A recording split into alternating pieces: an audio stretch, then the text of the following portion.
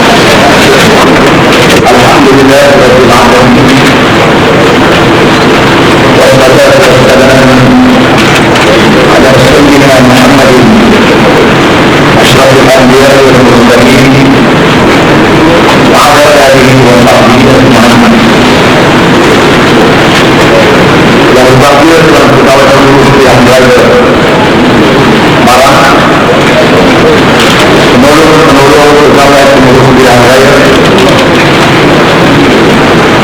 Tuan Ketua Polis Daerah Malang, pegawai pilihan raya, pegawai keselamatan, saudara-saudara dan saudara-saudari sekalian. Bagi pihak Parti Alternatif Parti Islam Malaysia Siapa, Parti Keadilan Nasional yang bertanding di lingkungan dan khasnya bagi kawasan Malang, saya mengucapkan berbanyak-banyak terima kasih dan setinggi-tinggi penghargaan kepada semua para pengundi sama ada yang menyokong atau yang tidak menyokong yang memberi kerjasama, dan kepada pegawai-pegawai yang mengendalikan pilihan raya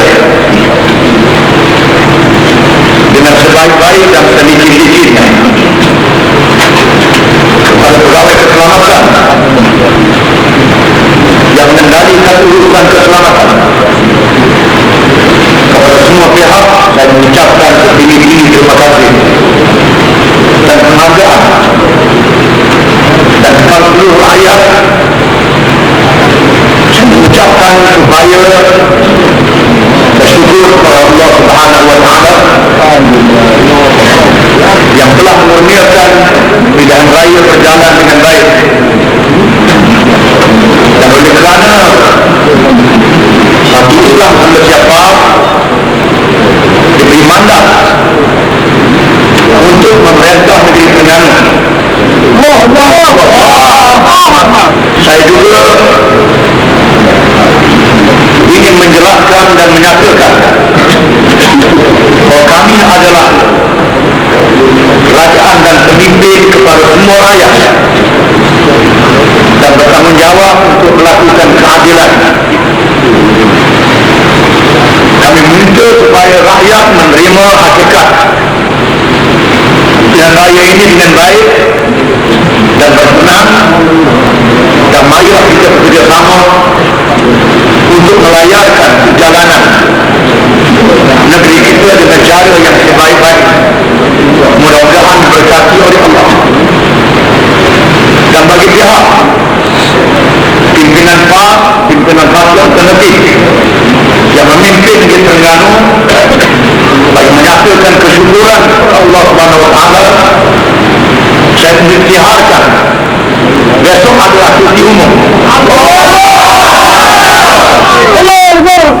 Dan akhir sekali, mudah-mudahan Allah Ta'ala mengurniakan keamanan, dan terima kasih kepada semua.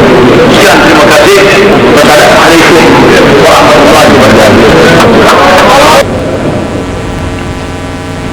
Alhamdulillahilladzi arsala rasulahu bilhuda wa dinil haqq liyuzhirahu 'ala ad-din kullih walau karihal musyrikun. Ashhadu an la ilaha illallah wahdahu la syarika lah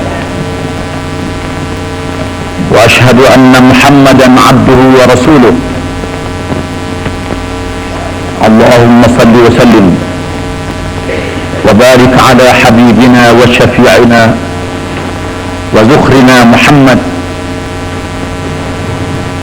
qaidil mujahidin wa imamid du'atil muttaqin wa ala alihi wa sahbihi والتابعين بإحسان إلى يوم الدين. أما بعد. Yang dihormati saudara pengurusi muslimin dan muslimat sekalian, yang pertama kita mestilah bersyukur kepada Allah Subhanahu wa Ta'ala di atas kemenangan yang dikurniakan, kerana kemenangan kepada perjuangan Islam adalah pemberian daripada Allah Subhanahu wa Ta'ala. Kalau diukur dari segi jumlah petugas-petugas, diukur dari segi harta benda, diukur dari segi kekuatan lahiriah, kekuatan kebendaan, sudah tentulah lawan kita berlipat kali ganda lebih banyak daripada kita. Kemenangan yang kita capai ditambah dengan pertolongan daripada Allah Subhanahu wa taala, bukan dengan kekuatan lahiriah sahaja, di mana Allah Taala memberi kemenangan apabila kita dapat memenuhi syarat-syarat kemenangan yang dikehendaki oleh Allah Subhanahu wa taala. Maka Allah memberi kemenangan, dan kita tidak menafikan di sana sumbangan-sumbangan yang banyak daripada semua pihak yang terlibat, sumbangan pengorbanan diri, harta benda dan segala kemudahan yang diberi kepada kita oleh Allah Subhanahu wa taala,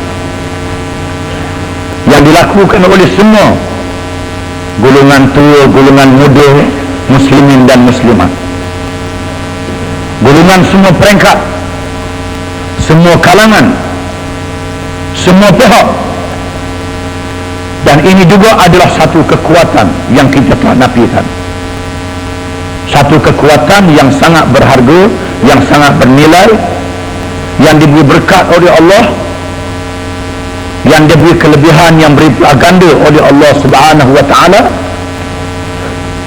kerana keyakinan kita apa yang kita perjuangkan dengan niat untuk menegakkan agama Allah Islam dan menjadikan Islam ini agama yang memerintah, agama yang mentarbih, bukannya agama yang diperintah, bukannya agama yang ditarbih.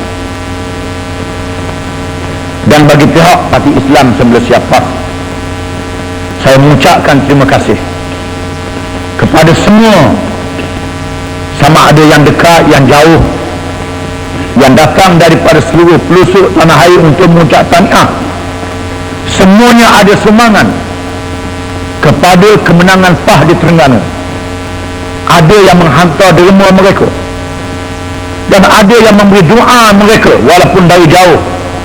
Ini sangat berarti, sangat bermakna, dan kita menganggap bahawa kemenangan kita adalah pengembangan tenaga dan sumbangan daripada ahli penyokong, pendukung perjuangan kita di seluruh tanah air. Dan kita mengucapkan jazakumullahu khairan. Allah Ta'ala memberi ganjaran kepada kamu dengan ganjaran yang berlipat kali ganda, ganjaran kepada orang-orang yang berjihad pada jalan Allah Subhanahu wa Ta'ala. Dan kita hendaklah menyedari mempertahankan kemenangan lebih payah daripada mencapai kemenangan. Jangan kita merasa mudah, jangan kita merasakan bahawa kemenangan ini boleh diisi dalam masa 2-3 hari sahaja. Kemenangan ini berhajat kita mengisinya masa beberapa tahun. Bahkan Nabi kita Muhammad sallallahu alaihi wasallam mengisi kemenangan Islam dalam masa 10 tahun. Baginda hidup di Madinah, kemudian wafat. Tak habis lagi disambung oleh para sahabat. Walaupun syariat telah disempurnakan, tetapi risalah belum disempurnakan. Disambung oleh para sahabat sehingga menumbangkan Parsi dan Rom, dua kuasa besar dunia. Ada tidak cukup dengan kemenangan di Madinah, mestilah cahaya Islam ini berkembang. Tidak cukup dengan kemenangan kita di Kelantan, cukup sekolah Kelantan, dia mari ke Terengganu, lepas tu pergi ke Pahang, pergi ke Johor, pergi ke Selangor, pergi ke Kedah, Perlis dan ke seluruh tanah air. Inilah dia kemenangan Islam. Jangan kita menang lepas tu jadi koku. Kita menang lepas tu jadi makin berkembang. Ini memerlukan kebijaksanaan daripada kita semua. Dan kita jangan ropoh semua nak buat hari ni belaka dalam masa seletok. Allah Ta'ala yang maha berkuasa, yang maha bijaksana. Walaupun Tuhan innama amruhu idza arada syai'an an yaqula lahu kun fayakun. Sesungguhnya urusan Allah itu bila dia menghendaki sesuatu itu jadi, maka jadi dengan serta-merta. Tetapi Allah menunjukkan kebijaksanaannya, menjadikan langit dan bumi dalam masa 6 hari. Kemudian ia bersemayam di aras. Dia boleh jadi serta-merta, molek, lebih molek pada yang ada Tuhan boleh buat. Mengapa dia jadikan 6 hari? Hari yang ketujuh dia bersemayam di aras. Ini adalah sifat kebesaran Allah. Dia buat sesuatu ada peraturan, bukan tidak ada peraturan. Maka begitulah juga perubahan yang kita nak buat kena ada peraturan. Dan jangan kita bertindak sendiri. Kita sendiri tukang tu, kita sendiri tukang ni, nak buat sendiri di kampung-kampung. Kita juga tukang nak pecat orang tu, pecat orang ni, kita buat sendiri, itu tak boleh. Jangan kita buat hukum dan buat keputusan orang ni nak pecat, kena nak pecat saja, itu tak boleh. Tujuan kita bukan nak mempecat, nak putus rumah. Kalau hak molek lagi, kita kekalkan di situ. Kita dah capak buang hak molek. Kalau hak pecah boleh tapung, kita tapung. Kalau hak buruk tak ada nak buat, barulah kita kena buang, baru dia. Inilah kebijaksanaan. Jangan kita pakai lepo-lepo serba-serbi. Jadi mestilah kita kena gunakan kebijaksanaan. Dan kita kena menganggap bahawa kita ditugaskan untuk membangun negara dengan membangun manusia, membangun insan, membangun manusia. Dan kerajaan negeri telah menubuhkan satu badan yang kita namakan pembangunan insan, untuk membangun manusia, bukan membangun negara. Membangun ummah itu lepas membangun manusia. Kita bangun manusia dengan sendiri, lepas itu membangun ummah, membangun negara, membangun segala-galanya. Kerana kemusnahan yang berlaku pada hari ini, mereka mengira pembangunan kebendaan saja, tidak membangun manusia. Kebendaannya dibangun, manusia juga taklah dibangun. Dibangun pribadinya, dengan pengetahuan, dengan pendidikan, dengan kesedaran, dengan akhlak, dan lain-lain. Dan membangun ini bukan dengan tindakan undang-undang. Tindakan undang-undang ni merupakan salah satu daripadanya yang wajib kita laksanakan juga, tindakan undang-undang ni. Tetapi ada lagi perkara lain yang kita kena buat ke arah membangun manusia. Membangun manusia mengikut cara yang dikehendaki oleh Allah, Tuhan yang menjadi dan menciptakan manusia. Sesungguhnya mempertahankan kemenangan ini adalah lebih besar daripada mencapai kemenangan. Kerana kita diberi tanggungjawab yang berat, tanggungjawab yang besar, bukan saja oleh rakyat tetapi oleh Allah Subhanahu wa Ta'ala. Tetapi Nabi kita mengajar kita, kalau kita beramal daripada apa yang diberi oleh Allah, Tuhan beri lagi apa yang tidak ada pada kita. Ini adalah janji Allah melalui Nabi kita Muhammad sallallahu alaihi wasallam. Dan perjanjian Allah ini lebih kuat daripada mati stamp lagi. Satu janji yang mesti dibuat dengan syarat kita mestilah menunaikan janji daripada Allah Subhanahu wa Ta'ala. Dan menjadi tanggungjawab kepada kita menyebarkan kesedaran. Tapi Islam semula siapa adalah bahtera. Adalah bahtera yang kita naik. Ada orang kata PAH ni bukan agama, PAH bukan Islam. Memanglah bukan Islam. Kepiah bukan agama, masjid bukan agama. Masjid bukan agama, masjid. Tapi dia duduk dalam agama. Masjid saja bukan agama. Batu, kayu, macam-macam. Tapi bila dikumpul-kumpul dia jadi masjid. Bila buat kegiatan sendiri dia duduk dalam agama, jadi agama lah. Ada orang kata PAH bukan agama. PAH saja tak cukup agama ni. PAH Mekah ni salah satu bertuntutan agama. Kalau kita nak pergi ke lautan yang luas, lautan yang luas yang penuh dengan gelombang, yang penuh dengan ikan hiu, yang penuh dengan macam-macam, kita tak boleh berenang pakai beli tiup. Cuti seorang kita berenang pergi Mekah pakai ramah-ramah. Apa salahnya? Itu bukan cara dia. Siapa di selong habis tak ada berseorang, nyetulang di ikan hiu habis dah. Itu bukan cara dia. Cara dia mestilah menyediakan kapal terbang, kenderaannya. Jadi pah ni kapal terbang, kapal tempat kita naik di atasnya, bahtera untuk kita sampai kepada matlamat dan tujuan. Pah ni membawa untuk mencapai cita-cita Islam. Jadi kita kena kuatkan lagi bahtera kita, kuatkan lagi jamaah yang kita sertai ini, supaya kita mencapai kejayaan dengan niat untuk menyelamatkan semua. Bukan menyelamatkan orang Islam saja, termasuklah orang yang bukan Islam. Kita nak selamatkan mereka. Kalau boleh, biar mereka masuk Islam. Kalau mereka tak mau masuk Islam, kita tak boleh paksa mereka. Kita selamatkan mereka dengan keadilan. Biarlah mereka tak masuk Islam, kita tak paksa mereka. Kita selamatkan mereka dengan keadilan, dengan kebaikan. Jangan takut dengan Islam ini, kerana di sana ada kalangan, ada golongan yang menakut-nakutkan pihak lain. Apa yang disebut hudud je. Bila sebut Islam, hudud, tak ada lain dah. Hudud ni salah satu daripadanya. Memang dalam Islam ni ada hukum hudud, tapi nak melaksanakan hudud kena baca syarat dia. Syarat dia bagaimana?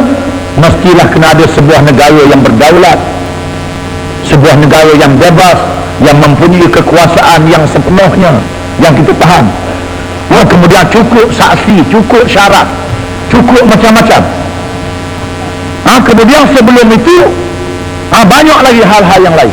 Kita kena bersedia muqaddimah ke arah melaksanakan hudud, menyediakan pendidikan yang baik, ilmu yang baik. Bila kita ada kemampuan, kita laksanakan hudud.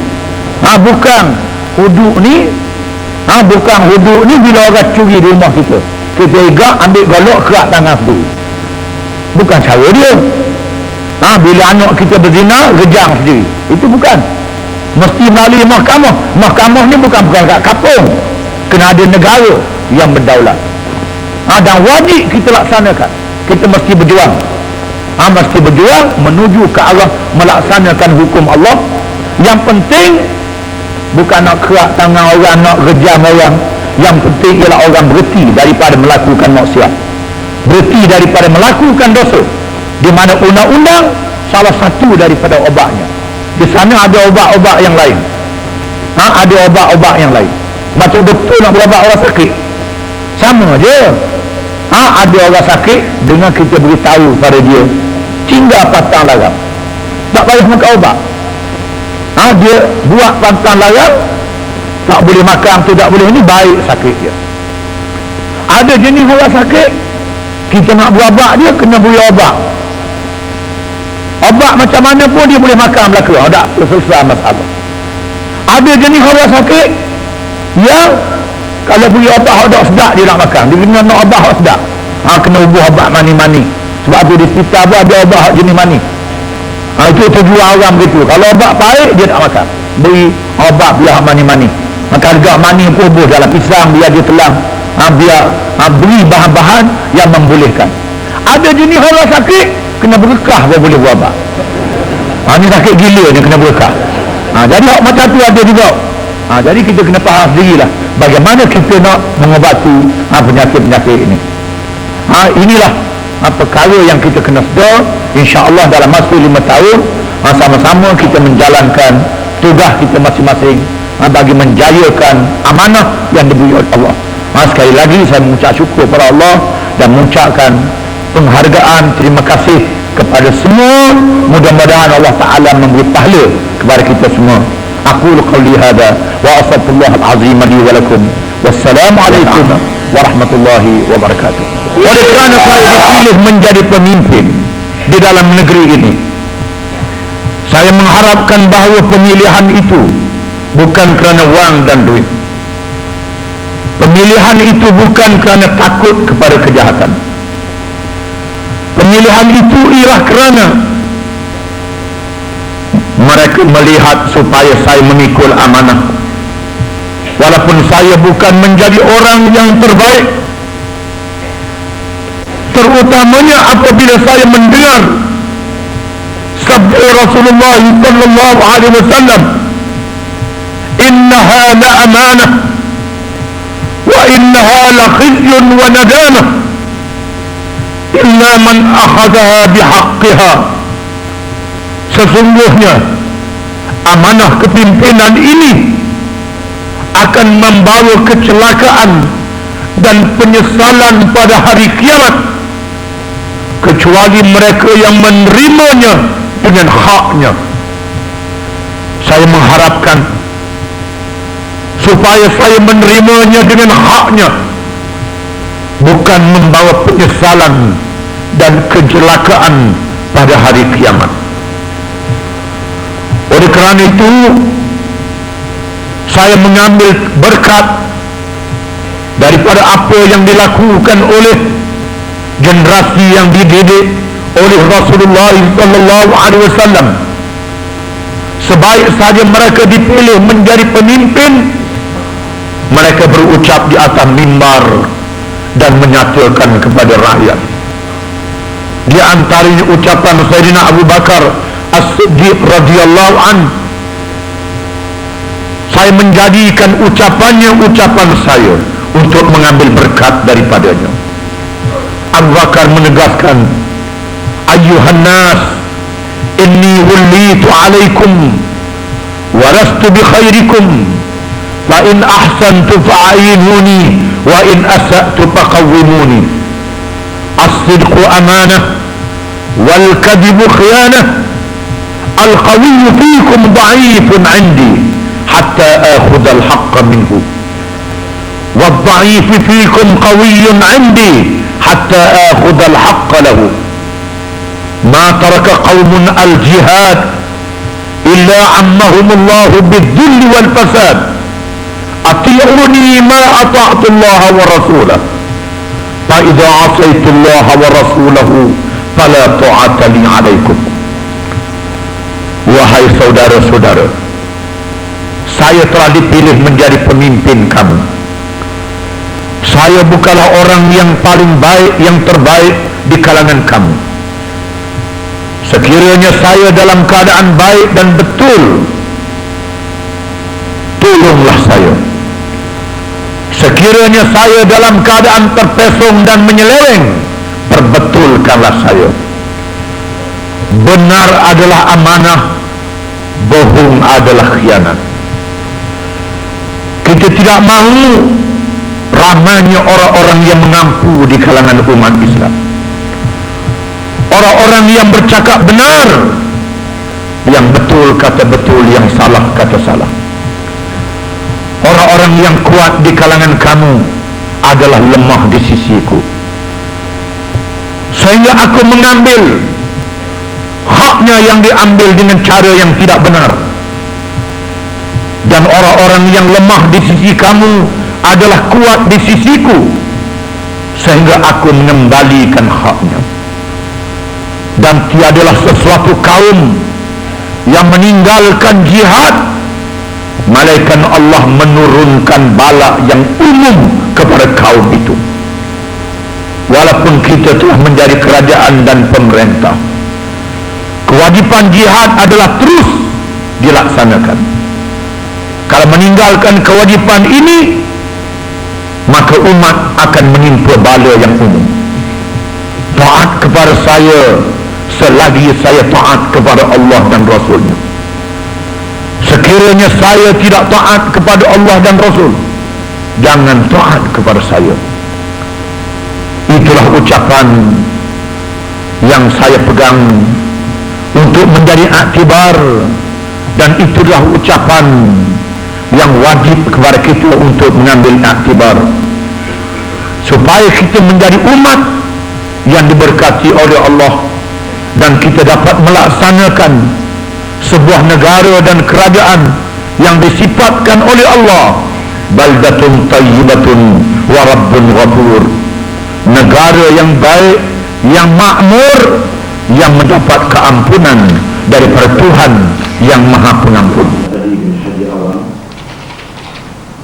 yang dipilih dan dimasukkan menjadi ahli Majelis Mesyuarat Perwakilan atau State Executive Council bagi Negeri Terengganu, dengan sesungguhnya mengangkat sumpah atau berikrar bahwa saya akan dengan seluruh pikiran saya pada setiap masa apabila dikehendaki sedemikian mempersembahkan nasihat dengan sedaya upaya saya bahwa beliau Yang Maha Mulia Sultan bagi kesempurnaan urusan hal ehwal negeri, bahwa saya sama ada dengan berterus terang atau bersihidung tidak akan menyampaikan atau membukakan kepada sesiapa pun apa-apa perkara yang akan dibawa pada pertimbangan saya atau yang diketahui oleh saya sebagai seorang ahli Majelis Mesyuarat Kerajaan ini, kecuali apabila dikehendaki kerana menjalankan kewajipan-kewajipan saya dengan sempurna atau sebagaimana yang dibenarkan khas oleh Yang Maha Mulia Sultan.